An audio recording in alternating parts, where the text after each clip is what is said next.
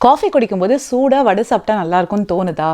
ஆனால் ஊற வச்சு அரைக்கிறதுக்கெல்லாம் டைம் இல்லைன்னு யோசிச்சிங்கன்னா அவல் வச்சு இந்த இன்ஸ்டன்ட் வடை ட்ரை பண்ணுங்கள். அவசரத்துக்கு பண்ண வடைன்னு யாருமே கண்டுபிடிக்க மாட்டாங்க.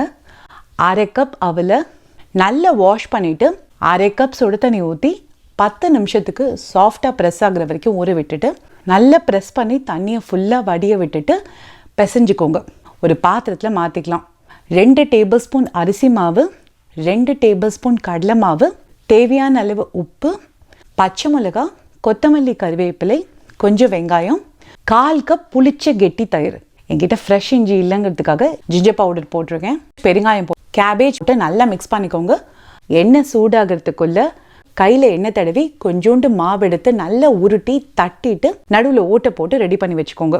பேனோட சைஸுக்கு ஏற்ற மாதிரி தட்டி வச்சதுலேருந்து 2 அல்லது 3 வடையை 2 பக்கமும் நல்லா திருப்பி விட்டு கோல்டன் ப்ரௌனாக ஃப்ரை பண்ணிவிட்டு எண்ணெய் வடியை விட்டுட்டு சாப்பிட்டு பாருங்கள். சூப்பராக இருக்கும்.